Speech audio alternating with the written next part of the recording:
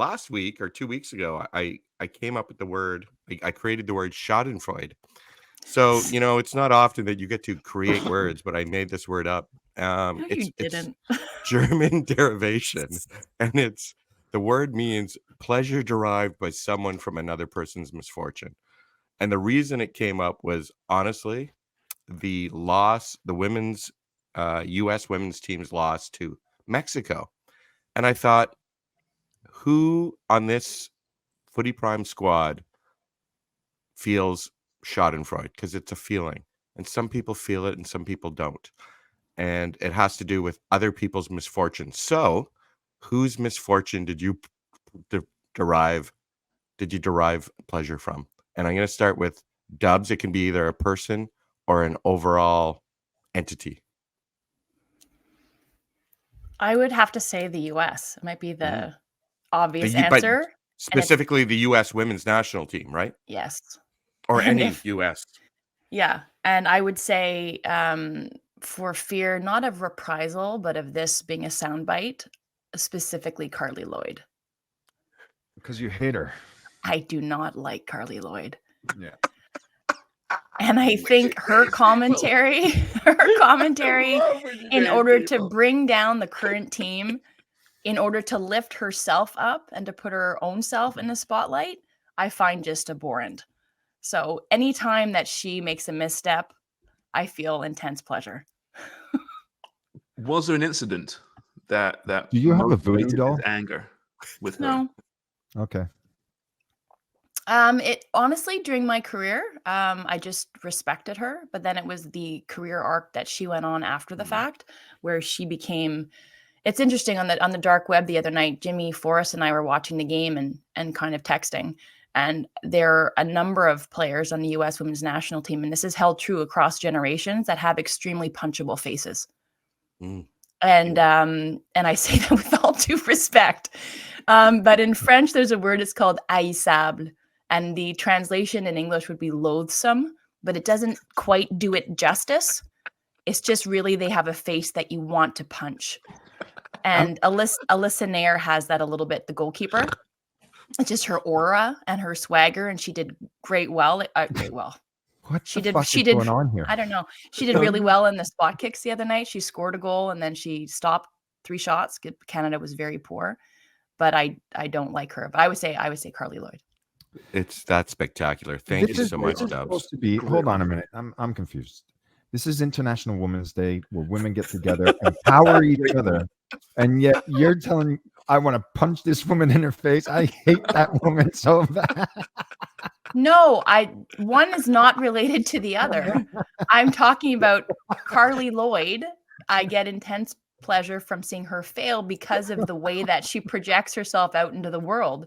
But I was just talking about current players, whether you're a man or a woman. You guys know there's always these types where they might be accomplished at what they do or very talented, skillful on the field, but there's something about the way that they look and the way that they hold themselves or the way that they wear their hair or whatever it is that you're just like, oh, I don't like their face. That's I totally just what I'm saying. It's my Phil Foden. It's my, Phil Foden's little haircut drives me crazy. Yeah, but okay, you're basing that on a haircut. Dubs is basing it on a commentary and a personality, right? I think maybe you're a little bit more, I don't know, petty. Yeah, but you hate the man because of his haircut. I'll just say though, like the U.S. women, Carly Lloyd, that is separate, and then like the punchable face thing, that was something different. That's not necessarily Carly Lloyd. On International Women's Day, Dubs goes viral for her burn book. For her soccer burn book of U.S. women's national team. Let's just cut this all out. I give that an 11. I give that an 11. That was spectacular. You got to give it more than 11.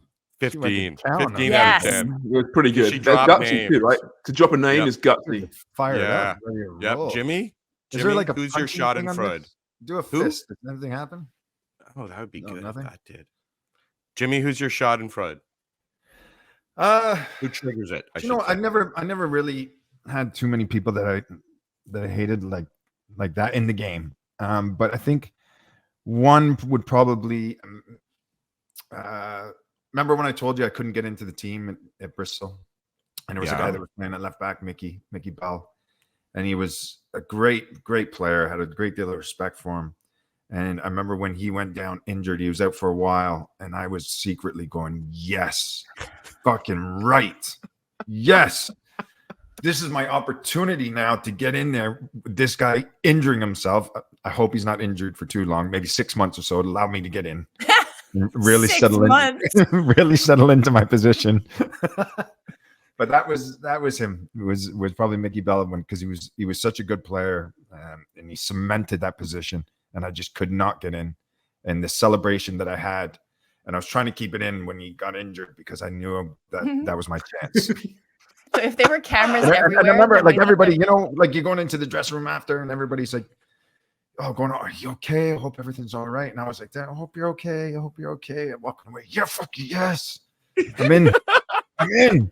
I've waited for this moment. So that was my. That was me. I like that answer too. I'm going to give it a 15. Another name drop. Yeah. I love that. We're going to go Sharms. Do you have a mine- Schadenfreude?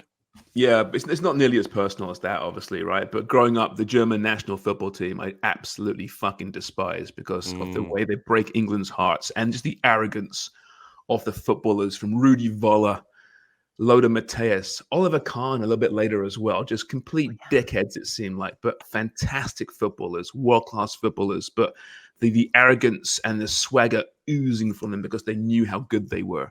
And we knew when they played England, they'd beat England. They pissed me off, as did the French rugby team in the 80s too. I fucking despised as well. There's a real rivalry between England and France. People don't realize that. I don't think so much over here. It goes way back though, Sharms, the Germans and the French and the Brits. Yeah, I thought after naming all those players, I thought you were going to start going, and that general so and so and lieutenant so and so. Well, what's the chant, Jimmy, in the England games? Two world wars and one World Cup. But the French rugby team also were great in the 80s. Serge Blanco was this fullback. It was absolutely incredible. But they'd always, growing up, my memories of them beating England as well. And I loved, as you know, rugby growing up. So I despised them too. So more I despised countries as opposed to individuals. So it's far more xenophobic, I think. Oh, I think that's fair. I like that. I like the xenophobia. So you did mention rugby, which isn't part of this, but it was personal. I'm going to come up with Jimmy and Dubs both had 15. On a scale of just hating more people, I think you're at a 20. I'm giving you 20 out of 10. Really? I thought I'd get less. Yeah. Well, I also... too. Well, I was going to, but I love seeing Dubs and Jimmy's face when they lose in this. It's my Schadenfreude. and hating a people as opposed to a person. Shut up, Sharms. You got 20, okay? That's enough. Okay, JC, honestly, JC, rugby, what is soccer, who is your Blanco, Schadenfreude? like, well, is there like a voiceover guy that's your nemesis? Like, is there someone you sit there going, you know what, that motherfucker on TV again? I had a different one. But when you mentioned that, yeah, there was this guy, and I'll call him out. ShamWow. His name is ShamWow. Yeah, that's his name. He just kept said it and forget it. Just remember that guy? Ron Popeil. These beautiful nuts. Yeah. And then he covers his bald spot. Remember at the With same the time? spray on hair. The spray guy? Yeah. Ron Popeil. Popeil. Oh, good. Yep. Ronco. Sorry, Sorry, JC. Oh, that's okay. That was more entertaining than my story. Well, okay, I'm gonna go to my original one. When I was in middle school, they lined us all up in the quad to do a race to see who was the fastest in the school. So they said, "On your mark, get set," and I got so excited I just took off, but nobody noticed my head start, and I won by such a big mile. But this one kid, Duncan Meyer, he always suspected something was wrong. So then later in life, I found him. I was at a coffee shop and I ran into him, and then he was like, You cheated in that race. I said, no, I didn't. He's like, race me again and prove it. And I said, I choose not to run. But then the girl I was dating at the time, she worked for him, right? So he's like, I'll fire you if Jerry doesn't run. If Jeff doesn't run. Jerry. So then we had a race, and then a car backfired, and then I took off, and then I won the race, and Duncan lost again, and then yeah, and, Superman theme song played at the same time as It you was were great. racing, and it was Lois- in slow motion. and then Lois and I went to Hawaii. All right. One of my The, favorites. ra- the Hartman, racing, I gotta Duncan tell you Meyer? something. What just JC on that when you're talking about racing, my cousin Mark, I think you guys met him. He was like that, where if we went to, you go to house parties or you're in a bar, and if you started having a little discussion, his big thing wasn't fighting anything. I will race you right now, and we'll go street light to street light, which was a good distance, maybe 40 yards. And that was his big thing. And I would always know if he was racing because the crowd would start leaving the party and going out to the street. And he'd line up like ready to go. And he would race people all night. Was That he was good his though? big thing. Yeah, my cousin Mark. That was his big thing. Do you know And who that's did how- that at that's my how he- wedding? That's how he got over people. What's that? Melissa Tancredi did that with a guy that my husband JP has known his whole life. Did she just call them out and said, let's go? Yeah, race He's like, I think I'm faster than you. She's like, fuck you, you are. Let's race. So she took off her heels and they went out. We got married like right by the Richelieu River, Yeah. which is just a stone's throw away from where we live now. And they raced outside on the grass. And it was the same thing. It's just all of a sudden half of the reception just left. And we're like, where the fuck is everybody? He's like, oh, Tank's racing Randy. Did you win? Of course she did. Yeah. Amazing. Amazing. JC, I was going to give that because it was stealing from season 9, episode 14 of Seinfeld. I was going to give it a low mark, but it's the discussion that it added.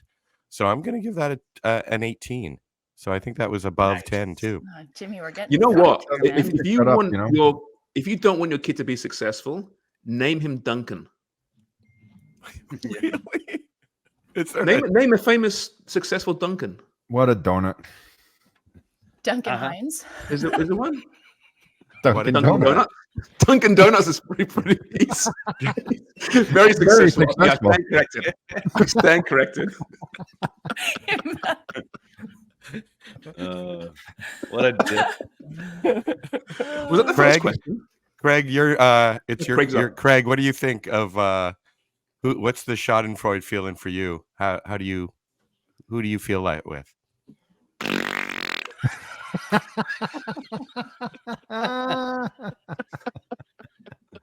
Craig's I'm still giving not- that a 27. Craig's Not still Answer, awful, Craig. Randy did Maybe it. it's He's Shaka. moving. I saw movement. Yeah. Moving. Craig, See his Craig. arm. You awake? Oh wait, that's not his arm. What's his arm doing?